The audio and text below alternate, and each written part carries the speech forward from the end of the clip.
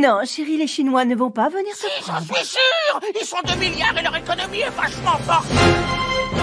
L'expansion de la Chine peut-elle encore être arrêtée? Le développement de la Chine depuis 2 ou 3 décennies est tout simplement fulgurant. C'est devenu un vrai business d'essayer d'évaluer la croissance chinoise. Il est indispensable dans tous les cas de discuter avec la Chine à tous les niveaux. La Chine, elle travaille pour les 50 ans, nous on travaille pour le quinquennat. Vous savez, une majorité de pays du monde a la Chine comme principal partenaire économique. Non seulement ce sont des concurrents importants, mais ils commencent à manger les grandes entreprises occidentales. La Chine fait un virage absolument énorme. C'est parfaitement vrai que la Chine fait peur. Elle exerce une fascination sur beaucoup et sur moi aussi.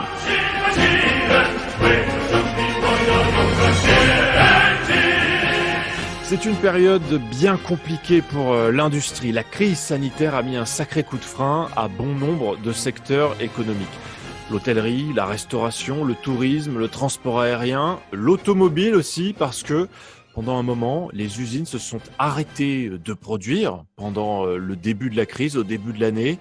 On a arrêté de fabriquer des voitures, on en a moins acheté aussi. Mais du côté de la Chine, et c'est un bon indicateur, on est en train d'observer que ça repart. Et c'est peut-être même ça repart, le mot est faible, ça repart très très fort. D'ailleurs, sur le marché chinois, c'est peut-être l'exception en ce moment, quand on compare à ce qui se passe dans le reste du monde, en Europe, en France. On va parler de tout ça. Le seul salon automobile international qui va se tenir cette année en 2020 dans le monde, c'est celui de Pékin, c'est en Chine. Voilà. On va essayer de comprendre ce qui explique que ça repart aussi fort du côté de la Chine dans un secteur comme celui de l'automobile, alors qu'en France, par exemple, c'est un secteur qui semble plutôt en souffrance. Et pour en parler, nous sommes avec un grand spécialiste, c'est Jean-Pierre Cornioux. Bonjour Jean-Pierre. Bonjour Erwan. Merci beaucoup d'être dans Chine Tonic. Pour ceux qui ne vous connaissent pas, en quelques mots, ancien DSI de Renault, c'est-à-dire directeur des systèmes d'information en charge de l'infrastructure, de la sécurité informatique, un poste qui est en réalité au cœur de la stratégie de l'entreprise. Aujourd'hui, vous êtes spécialiste de l'automobile pour le cabinet de conseil SIA Partners. Et alors, vous êtes aussi, et c'est intéressant pour cette interview, vous êtes aussi l'auteur du livre qui s'appelle « Et la voiture du 21e siècle sera chinoise ». Est-ce que j'ai bien résumé d'abord, Jean-Pierre Cornioux? Merci beaucoup pour ces précisions biographiques.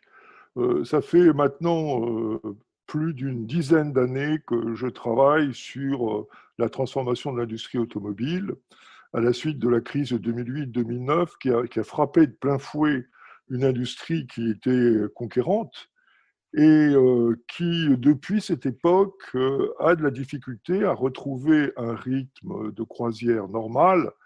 Il est évident que la crise du coronavirus va marquer une inflexion nouvelle dans cette évolution. Alors, pourquoi les choses changent en profondeur? Je pense qu'il faut se mettre dans une perspective historique de long terme, ce que font très bien les Chinois d'ailleurs, parce que l'industrie automobile, elle a en gros 130 ans, elle a démarré en 1890, et elle a eu une croissance continue autour du moteur à explosion, hein, qui a été l'unique solution de propulsion des véhicules automobiles. Mais en même temps, la construction du modèle industriel de l'automobile s'est faite sur la liberté de circulation. C'était même la grande promesse de l'industrie automobile par rapport au transport collectif plus contraint. C'était aussi un mode de vie qui s'est traduit par les congés payés, avec les images qu'on a tous en tête de 1936, avec les premières voitures bien chargées sur le toit, et puis les 30 glorieuses qui se sont construites autour de l'automobile. Et en ce début du XXIe siècle, eh bien, ce qui a fait la fortune de l'industrie automobile est cassé. Premièrement, la remise en cause du modèle d'affaires historique de l'automobile. Je produis des voitures en masse, je les vends, je m'en occupe plus et je fais en sorte que les consommateurs soient contents. Puis s'ils ne sont pas contents, on leur paye des remboursements de garantie, mais je les oublie. Et ce modèle-là est en train de disparaître parce que la voiture du XXIe siècle est partagée. Et ça, c'est quelque chose de très important. Autopartage, covoiturage, flotte. 50% des ventes de voitures individuelles en France se font dans le cadre d'une flotte. Ce qui fait que le lien entre l'individu et sa voiture est en train de se détendre. Deuxième élément, la voiture, c'était la liberté. Bon, aujourd'hui, ce n'est pas la liberté, ce sont les contraintes de circulation, de stationnement, les amendes, les charges, parce que la possession d'une voiture Ça coûte cher, coûteuse, ça coûte très très est cher aujourd'hui. coûteuse, C'est un vrai budget. les assurances qui augmentent, etc. Et puis le troisième élément important, c'est cette révolution de l'électromobilité qui ne va pas toute seule, puisque l'électromobilité est associée à la connectivité du véhicule. Donc les voitures du 21e siècle sont en passe de devenir électriques. Et ce que les Chinois appellent les NEV, New Energy Vehicles, qui recourent à la fois les voitures électriques à batterie, les voitures hybrides rechargeables et les voitures à hydrogène, représentent le segment qui, après une décennie de patience, est véritablement en train d'exploser à travers le monde. Et donc, vous voyez que les constructeurs automobiles sont confrontés à trois défis considérables: la remise en cause de leur modèle d'affaires de base, la remise en cause de leur chaîne industrielle et logistique avec le véhicule électrique, et la remise en cause de l'utilisation libre du véhicule, notamment dans les villes. Alors, par rapport à ça, est arrivé un concurrent complètement inattendu. Hein, vraiment, vous savez, comme dans ces courses, quand on arrive du fin fond de la course, quelqu'un qu'on n'avait pas vu, qui n'était pas même un outsider, ben c'est la Chine. Eh oui. La Chine, qui n'avait pas de voiture en 1984, se retrouve le premier constructeur automobile mondial en 2020. Mieux encore, et comme vous l'avez souligné, c'est le seul pays qui aura maintenu en 2020 un salon de l'automobile à Pékin qui s'est tenu début octobre. Alors, qu'est-ce qui se passe? Il se passe trois choses intéressantes pour la compréhension de l'économie mondiale. La première chose, c'est que les Chinois ont beaucoup observé l'économie occidentale et la technologie occidentale. Ils l'ont aussi un peu copié, hein, et ils le soulignent aisément. Mais ils ont réinterprété tout ça à la manière chinoise, qui représente un véritable défi pour ce pays de 1,4 milliard d'habitants, qui veut devenir le leader en tout. Alors, ce qui est tout à fait intéressant, c'est que ce leadership a été à bas bruit la constante de tous les dirigeants chinois depuis Deng Xiaoping en 1976. Retrouver la première place mondiale, c'est l'obsession des dirigeants chinois. Et quel que soit le domaine qu'ils touchent, ils vont mettre en œuvre cette obsession avec trois moteurs très puissants. Premièrement, une planification très solide. Ils n'ont pas réinventé le plan en 2020, ils n'ont jamais quitté le plan. C'est le 14e plan quinquennal qui est lancé. Deuxième élément, un goût immodéré pour la technologie. Les jeunes Chinois, les dirigeants chinois, tout le monde en Chine adore la technologie. Et quand on rencontre la modernité de l'électronique et du logiciel, comme ils l'ont fait avec les grandes marques qu'on commence à connaître maintenant, les Alibaba, Tencent et Huawei, leader mondial de la 5G, et une capacité politique forte d'imprimer un mouvement, une industrie, on a une mécanique extrêmement conquérante. Et le troisième élément, c'est qu'ils ont décidé collectivement, alors ce n'est pas que le Parti communiste chinois, c'est très largement l'ensemble de l'élite et le peuple qui soutient très largement. Je notais qu'aujourd'hui, le taux d'acceptation d'un véhicule autonome est de plus de 90% en Chine, il est de moins de 40% en Europe. Oui, mais c'est pas la même culture, c'est pas la même époque même, on a l'impression. Hein. Eh bien, malheureusement, chaque fois qu'on lit des documents, qu'on se replonge dans l'atmosphère de la Chine, et c'est intéressant parce que là, il y avait la réunion du 19e comité central du parti, et qui a ressorti deux documents très importants. un plan à 15 ans jusqu'en 2035 et un plan de 5 ans, le plan quinquennal classique, le 14e plan, jusqu'en 2025. Qu'est-ce qu'ils disent, ces plans? Ils disent, nous serons le leader mondial de la civilisation écologique. Civilisation écologique. Ça veut dire quoi? Une économie décarbonée en 2060, ça veut dire le développement massif de l'électromobilité, et ça veut dire repenser complètement le développement économique en fonction de l'harmonie, de l'équilibre. C'est très surprenant de voir que dans ce document, on parle de Beautiful China. Je vois mal le président Macron dire bah, écoutez, moi, mon objectif, c'est de faire une belle France. Tout le monde lui rirait au nez. Eh bien, le Parti communiste dit ben, oui, on veut que ce soit beau, on veut que ce soit harmonieux, on veut éradiquer complètement la pauvreté. Et on va y arriver. Il y a une volonté. Ce pays est tiré par le futur, alors que nous, on est poussé par le passé. La Chine, elle fait, vous étiez en train de le dire, Jean-Pierre Cornu, des plans à 15 ans, elle voit 20, 30, 50 ans. C'est ça aussi qui fait la différence et qui fait le succès de l'industrie chinoise, c'est qu'elle a vraiment un plan sur la table et qu'elle a un objectif, c'est d'être numéro un, alors que on a l'impression que dans le reste du monde, et peut-être particulièrement en Europe, on est plus désorganisé. Et il y a aussi le fait que les gouvernements changent plus souvent. Ouais. Et donc, on ne peut pas réfléchir à 50 ans, on ne peut pas avoir la même stratégie. Mais vous savez, il y a un autre endroit au monde il y a plusieurs autres endroits au monde, mais il y a Singapour et les Émirats arabes unis. Alors, on va me dire, oui, mais ce n'est pas des États démocratiques. Ben non, ils ne sont pas démocratiques. Sauf la Chine non plus, hein. Non, les Émirats arabes unis et Singapour se donnent aussi des objectifs à long terme.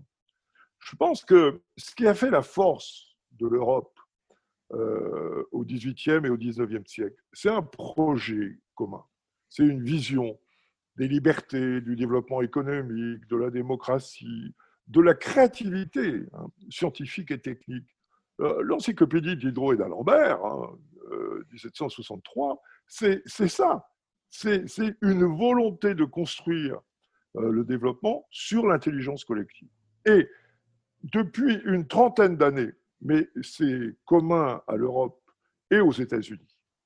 Alors, on verra ce qui va se passer le 3 novembre, mais je pense que tout le monde tremble aujourd'hui sur la planète. Des résultats de cette élection, il va se passer beaucoup de conséquences pour la communauté occidentale. On a renoncé au futur. Et ça, c'est très important. Souvenez-vous de Kennedy qui disait on ira sur la Lune avant 1970, en 10 ans. Il y avait des grands projets très structurants, très ambitieux de ce type. On ne les a plus. C'est quoi le projet de l'Union européenne? Alors, avec la nouvelle commission, ça change un peu. On parle de souveraineté, on parle de...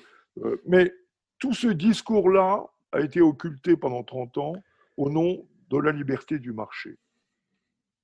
Jean-Pierre Cornu, les Chinois, ils nous regardent avec amusement, en disant vous n'êtes pas capable d'avoir une vue du futur. Nous, on en a une. Bon, vous aussi, vous avez une vue du futur, Jean-Pierre Cornu, parce que votre livre, quand vous le sortez, La voiture du 21e siècle sera chinoise, bon, on c'était pouvait... pas évident, ouais. Ben, c'était pas évident. C'est-à-dire qu'on pouvait quand même se poser des questions. Et là, en pleine crise sanitaire et économique mondiale, on voit qu'effectivement, on le constate. Aujourd'hui, c'est concret. Ouais. La Chine est en train de prendre le leadership. C'est aujourd'hui là-bas que tout est en train de se passer. Le salon automobile de Pékin, ça va être le seul à se tenir dans le monde cette année. C'est symbolique, mais enfin, c'est un symbole très, très fort. Alors même que la crise part de la Chine, ça y est, tout est reparti. C'est derrière. C'est derrière, tout est reparti du côté de la Chine, alors que dans le reste du monde, encore une fois, la crise n'est pas terminée. Il y a des hauts, il y a des bas. On est en plein dedans. En plein dedans. Et, vous avez raison de le souligner parce que moi les chiffres sont complètement étonnants. Hein. La production industrielle chinoise est en croissance de 6,9% sur un an, hein, de septembre à septembre. La production de machines est en croissance de 15,9%. Le seul pays au monde qui va avoir une croissance cette année, c'est la Chine. Il y a un consensus pour dire qu'il y aura 2% de taux de croissance du PNB chinois en 2020 et probablement plus de 8% en 2021. Ce sont les chiffres du Fonds monétaire international.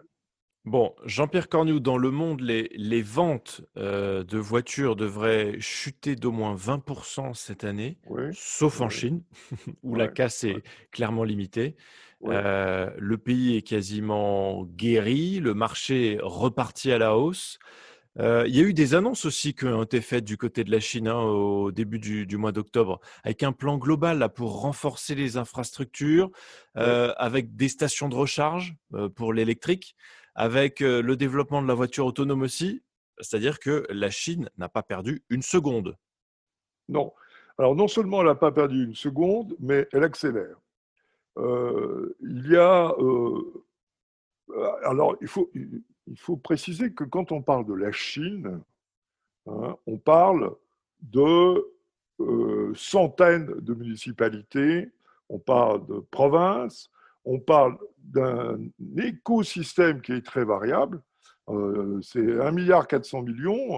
Une ville, c'est grand comme une région en France. Hein. Une province, c'est grand comme la France. Donc, il faut avoir une vision très décentralisée de la pensée chinoise et de l'exécution chinoise. Et qu'est-ce qui se passe? Et dans toutes les grandes villes, il y a un premier cercle de grandes villes. Il y a une dizaine de grandes villes en Chine qui sont très en avance sur le reste du pays. Mais il y a un deuxième cercle, il y a un troisième cercle. Ce qui se produit aujourd'hui, c'est qu'on va avoir des expériences d'autobus, de lignes entières d'autobus entièrement autonomes grâce à toutes les technologies qu'on sait mettre en œuvre, notamment la 5G. Il devrait y avoir 120 millions de Chinois connectés à la 5G avant la fin de l'année 2020. Et donc, toutes les expériences qui se font dans les provinces, dans les municipalités, autour de la 5G, de la voiture autonome, qui sont encore des expériences. Il n'y a pas plus de voitures autonomes de niveau 5 qui circulent sur route ouverte en Chine. Niveau 5, c'est Jean-Pierre Cornu, niveau 5, c'est-à-dire complètement autonome, c'est ça? Complètement autonome, voilà. Pas de Complètement chauffeur. autonome. Voilà. Le niveau 4, c'est les mêmes fonctionnalités, mais avec un chauffeur à bord qui peut prendre le pouvoir. Le niveau 3, c'est un niveau de fonctionnalité un peu dégradé, mais toujours la responsabilité de l'humain. Et le niveau 2, c'est beaucoup d'automatismes qu'on commence à voir dans les voitures, qui sont le réalignement sur autoroute, le freinage automatique, etc., etc. Les Chinois sont très bons là-dedans parce qu'ils sont très bons en électronique. Donc, ils ont été les premiers à mettre en œuvre des véhicules électriques pour le fret, alors les autobus, les camions. Ils ont un projet extrêmement important à l'échelle de ces différentes régions de développer des lignes autonomes d'autobus électriques, bien sûr, et en utilisant toutes les technologies disponibles. Ils ont ce savoir-faire. En plus, ce sont des bons développeurs de software. Donc, ils sont capables de mettre la colle autour de ces briques technologiques. C'est ce dont on a besoin. Parce que pour réussir la mobilité électronique, ce qu'on appelle CASE, Connected, Autonomous, Shared et électrique, connecté, autonome, partagé, électrique, on a besoin de posséder à la fois la maîtrise de la techno, mais aussi la maîtrise du software. Il se passe vraiment quelque chose dans la voiture électrique du côté de la Chine. C'est-à-dire que la Chine aussi est en train d'inventer en fait la voiture électrique et puis la voiture qui sera notre voiture demain. Ce qui était intéressant, c'est que les premières Tesla a fait un carton au mois de septembre. Ils avaient eu des résultats un petit peu moins bons en juillet-août, mais il ne faut pas regarder mois après mois les ventes, parce que ce n'est pas comme ça que ça se traite. Mais Tesla a vendu 11 329 voitures au mois de septembre. C'est un des plus gros fabricants de voitures électriques en Chine. Il faut à peu près compter 100 000 véhicules produits par mois, voitures électriques produits en Chine. Cette année, ils vont dépasser 1,2 million de véhicules électriques. Et Tesla a exporté, et c'est ça qui est important, 7000 Tesla 3 de Chine vers l'Europe. Parce qu'on n'a pas encore d'usine Tesla en Europe, c'est ça. Il y en a bientôt une qui doit ouvrir en Allemagne. Voilà, à Berlin, ouais. Et il n'y a pas d'usine Tesla encore en Europe, mais ça va venir. Mais la Chine maîtrise la totalité de la chaîne de valeur. Et vous savez pourquoi ils ont fait ça? C'est qu'ils n'étaient pas bons en moteur thermique. Ils ont dit, bon, on ne va pas mettre de l'argent, on va y arriver, hein, les moteurs techniques. Ils sont bien arrivés à faire des TGV qui roulent à 350 km/h. On va y arriver, mais c'est idiot. Plutôt inventer le coup suivant. Et ça, c'est le côté très, très fin de leur planification stratégique. Il y a aussi une incitation de Pékin Oui. à acheter électrique avec notamment des baisses de taxes récentes sur les nouveaux véhicules électriques, Jean-Pierre Cornu, c'est-à-dire qu'on incite aussi largement à accepter les innovations, adopter des innovations, à passer à l'électrique. 4 millions de véhicules électriques déjà qui roulent en Chine. C'est quand même déjà énorme.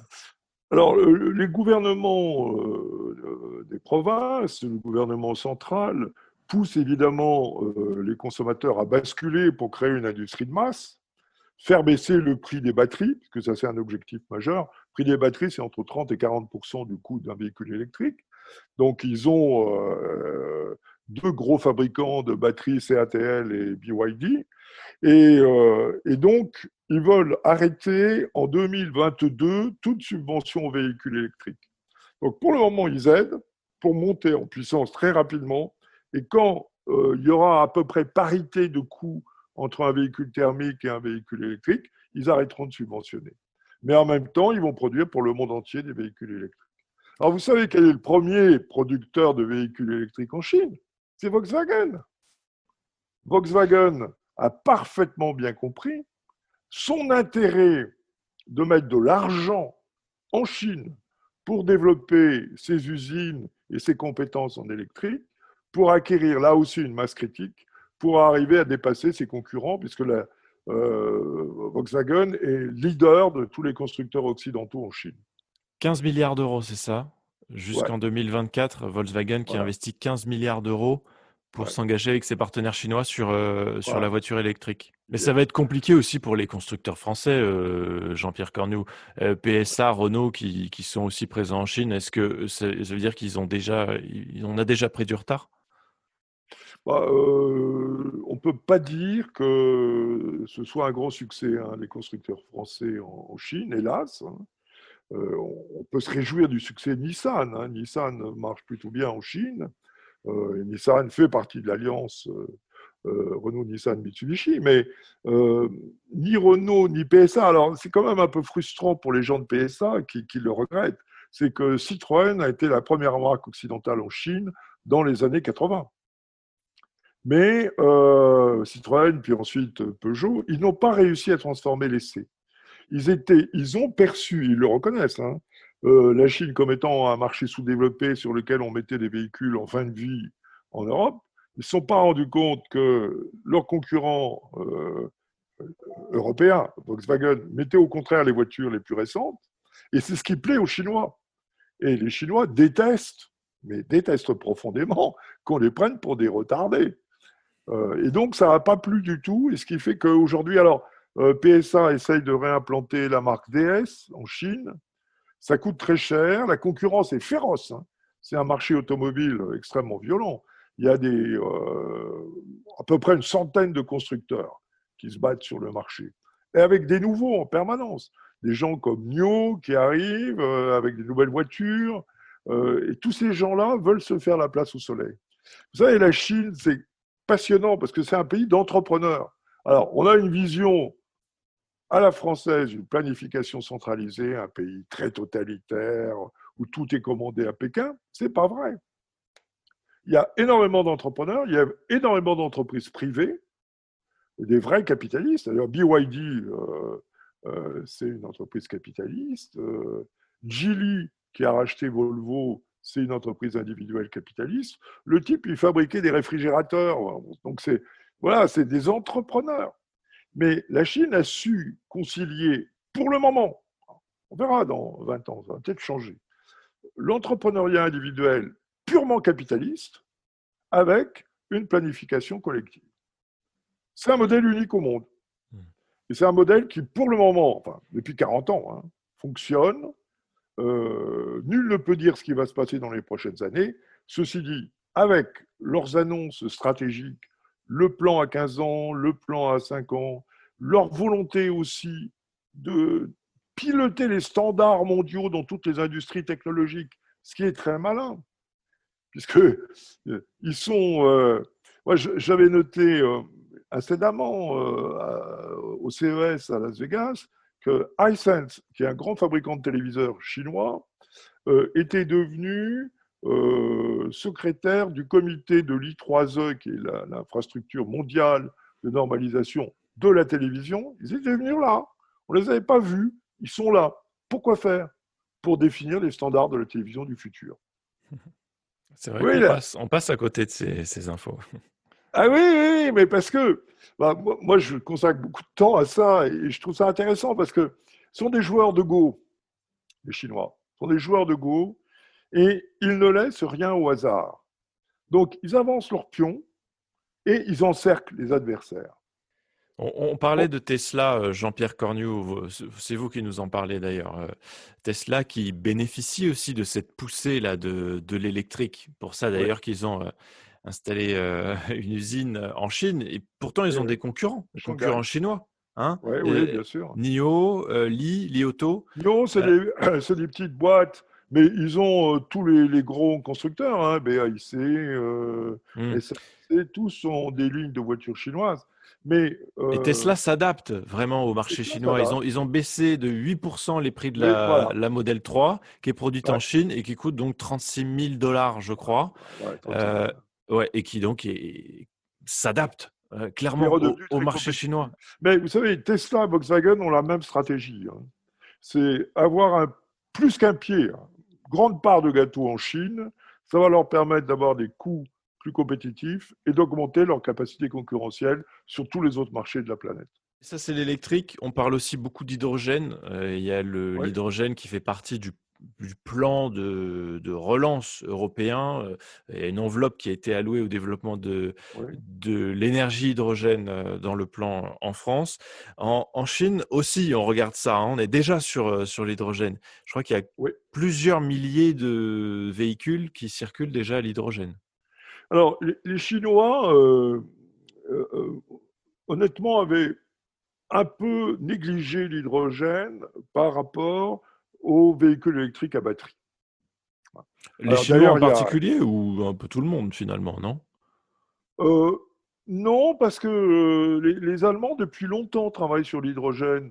BMW a fait rouler dans les années 2000 des BMW série 7 à moteur à hydrogène. Ce n'est pas la bonne solution, puisque la solution qui a été retenue aujourd'hui, c'est d'avoir une pile à combustible à bord, parce que les prix ont considérablement baissé.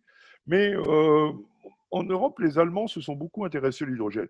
Nous aussi, parce qu'on a un des plus gros producteurs mondiaux d'hydrogène avec Air Liquide. Mais Air Liquide a fait énormément de lobby sur l'hydrogène. Ça n'a pas très bien réussi, mais là, dans le plan actuel de relance, ils sont très présents. Alors, l'hydrogène, j'entends souvent avec amusement opposer le véhicule électrique à batterie et le véhicule à hydrogène. Le véhicule électrique à batterie a un avantage extraordinaire. C'est qu'il suffit de prendre une rallonge, se mettre sur une prise à 220 volts et recharger sa voiture électrique. Je voyais ici dans ma campagne au Savoyard, quelqu'un qui tirait de son balcon une rallonge pour alimenter sa voiture électrique qui était dans le parking à l'extérieur. Eh bien, ça, c'est un avantage énorme, parce que des prises électriques, il y en a partout dans le monde. L'hydrogène, ce n'est pas demain qu'il va y avoir des pompes à tous les coins de rue, parce que le problème de l'hydrogène, c'est qu'il faut le produire, et le produire de façon propre. Il faut le stocker et il faut le distribuer. Alors, ça se fait soit dans des camions-citernes, soit dans des gazoducs. Donc, il y a toute une infrastructure qui est équivalente à celle du pétrole.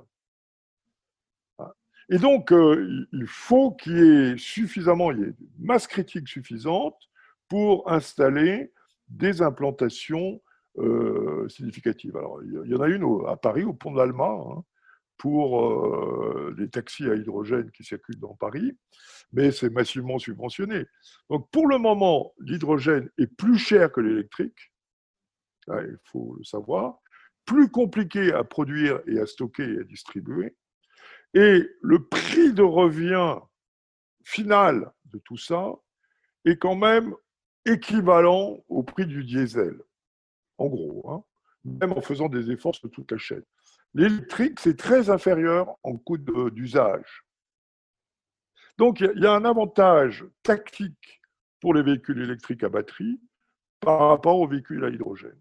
Quelle est la politique de la Chine alors sur l'hydrogène en ce moment? Est-ce que, comme on l'imagine comme une énergie d'avenir et on se dit que bientôt, dans quelques années, dans 10, 20 ans, peut-être une majorité de véhicules circuleront à l'électrique, enfin à batterie et à hydrogène, est-ce que, comme vous nous dites que la Chine a toujours 1, 2, 3 coups d'avance, est-ce qu'eux, ils sont déjà à fond sur l'hydrogène?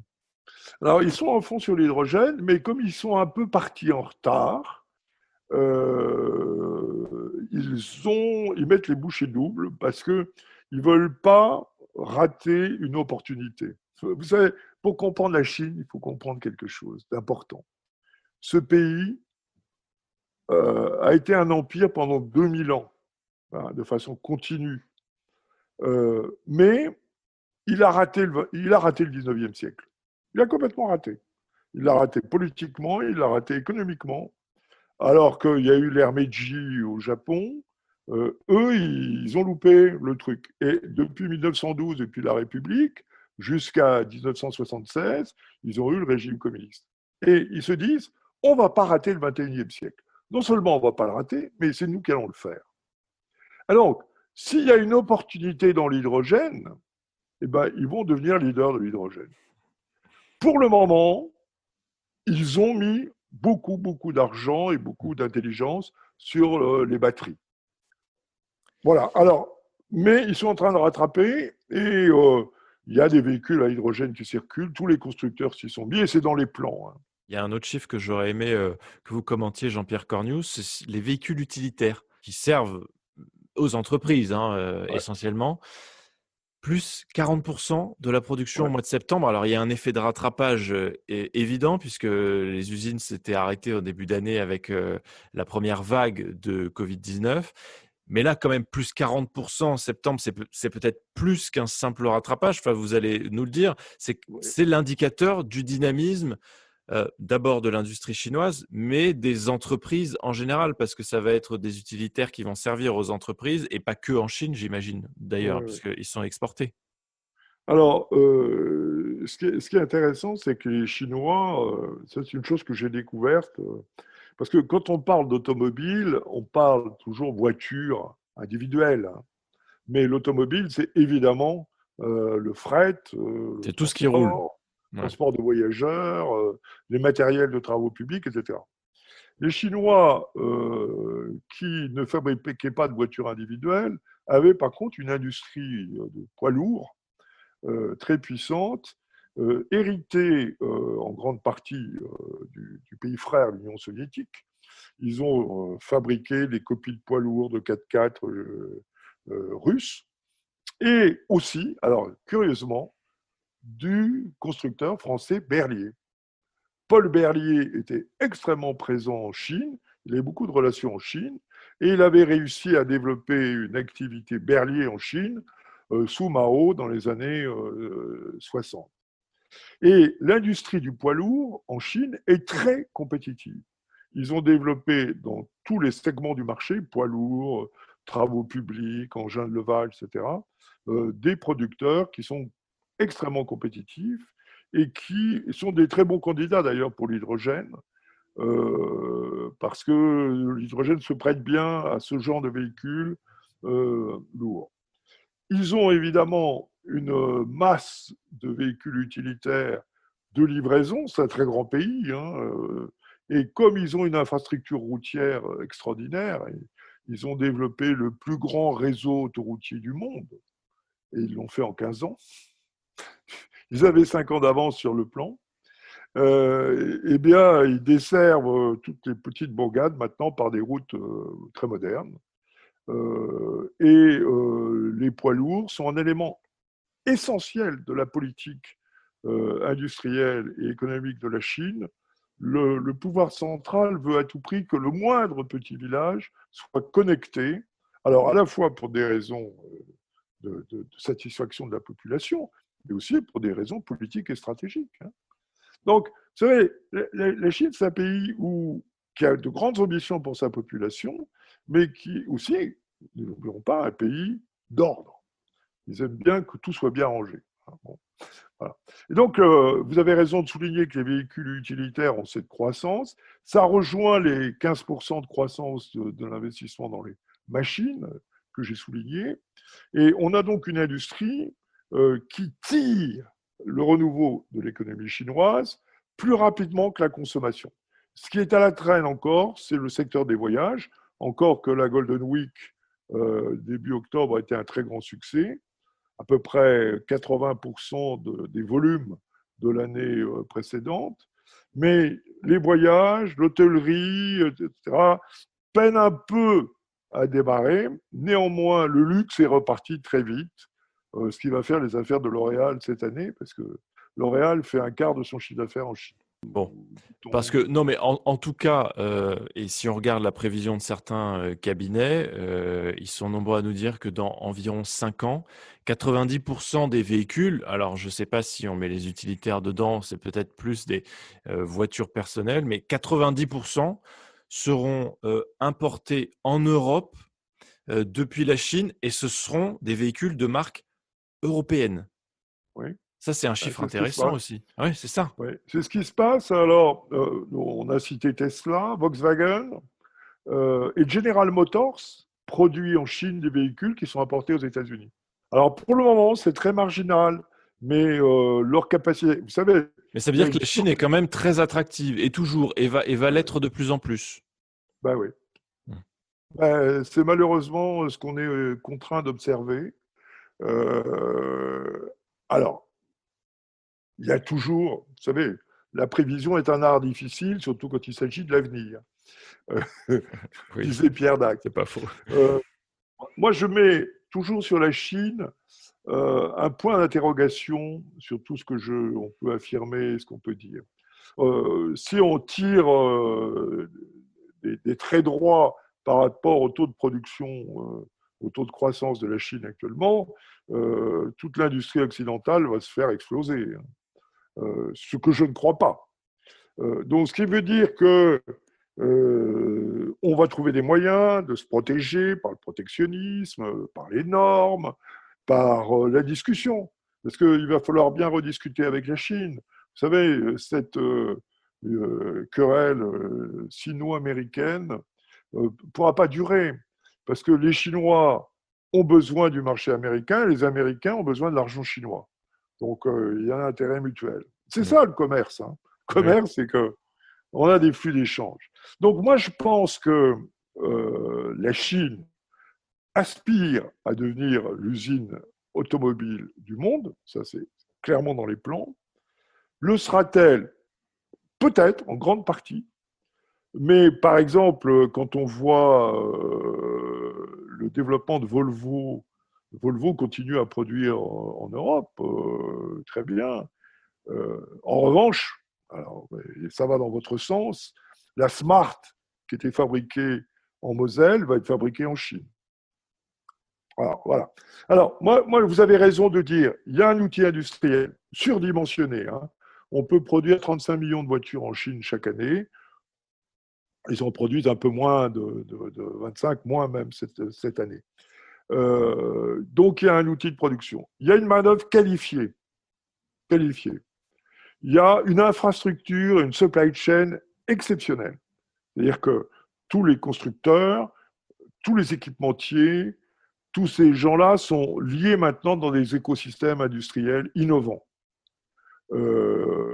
y a des régions entières, c'était le cas de Wuhan, hein, qui sont des pôles de développement automobile. Il y en a 5 ou 6 en Chine. Tout ceci donne à ce pays un avantage concurrentiel important, avec des prix de revient aujourd'hui dans l'automobile considérés comme inférieurs de 20 à 30% par rapport aux meilleures usines européennes. La compétition va être dure. Il va falloir se remuer. Il va falloir se battre. Et il faut qu'on se dote d'un avenir. C'est ça le problème. Il faut être tiré par le futur. Faut pas parler au futur, Jean-Pierre Cornu aussi. C'est maintenant. C'est pas il va falloir. Oui, c'est maintenant. Ouais. C'est ça, c'est maintenant. C'est maintenant, mais vous savez, on patauge tellement dans nos difficultés autour du Covid. Une Europe qui peine à se faire, un consensus politico-social très difficile dans tous les pays de l'Union européenne, hein, tous les pays. Hein. Regardez ce qui se passe en Allemagne, les gens protestent, en Italie. Peut-être l'Italie va être le pays le plus discipliné de tous, parce qu'ils ont été le premier à souffrir durement. On a besoin de ce consensus. Et nous, en Europe, on veut le construire démocratiquement. Bon, j'aimerais qu'on termine, Jean-Pierre Cornu, avec la 5G dont on parlait un tout petit peu, parce que c'est les télécoms, mais c'est complètement lié à l'industrie automobile, à beaucoup d'industries d'ailleurs, hein, parce que c'est ça aussi l'objectif de la 5G, absolument. C'est de connecter tout un tas de secteurs, de les digitaliser, comme on dit. La voiture connectée, la voiture autonome, les chantiers s'accélèrent aussi là-dessus avec la crise sanitaire, contrairement ou peut-être en France, en tout cas, on a l'impression que les chantiers autour de la 5G ont été ralentis par la crise, complètement à l'inverse de la Chine, où là, ils ont profité, entre guillemets, de cette crise pour accélérer les chantiers, pour aller encore plus vite sur la 5G. On a déjà 120 millions de Chinois qui sont abonnés à la 5G.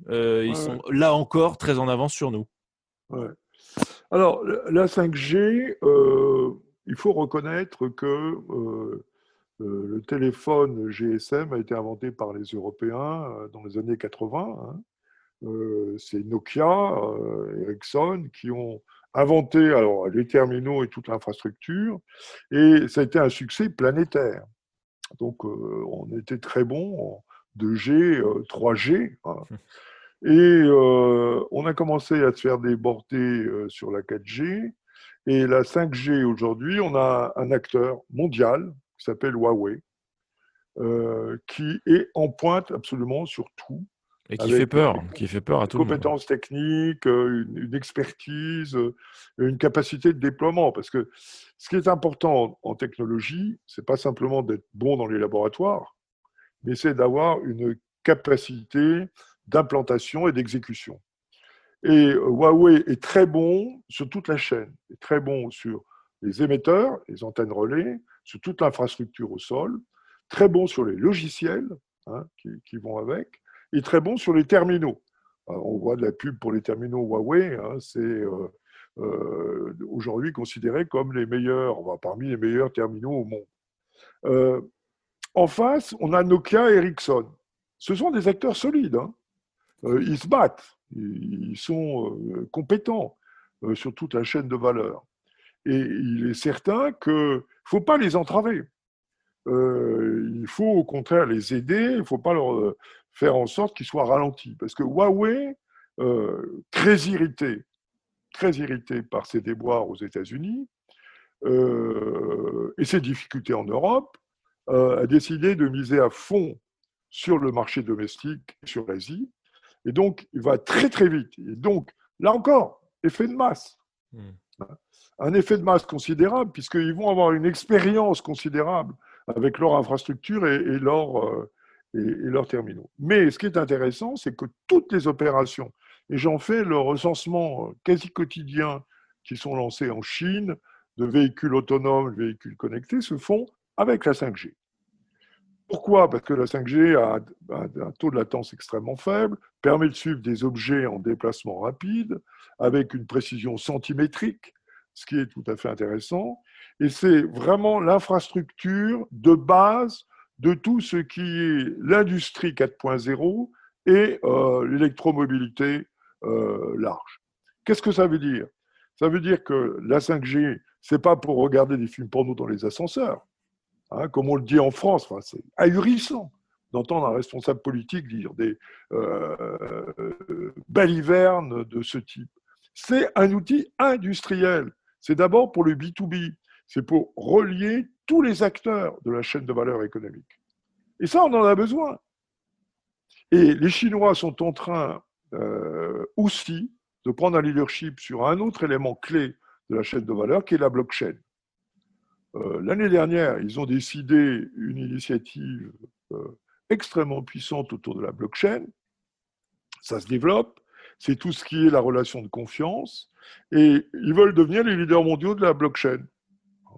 Et Xi Jinping, personnellement, dans ses discours, dit « Je veux qu'on soit très bon en blockchain ».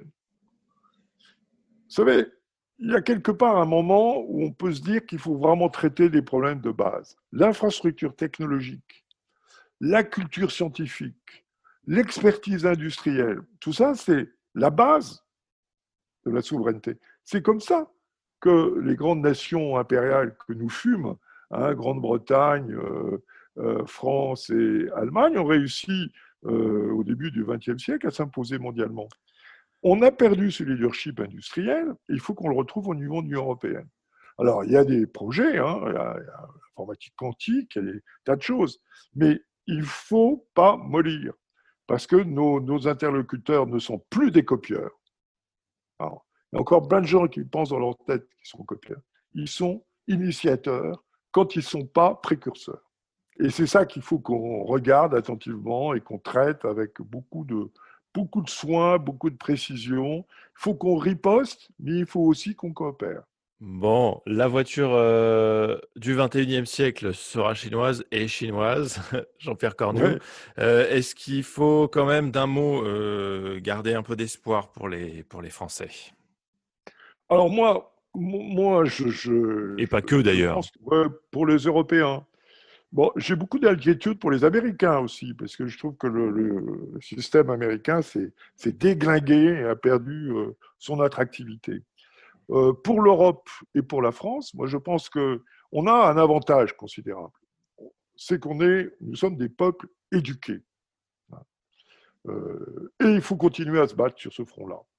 L'éducation, c'est ce qui fait les emplois de demain.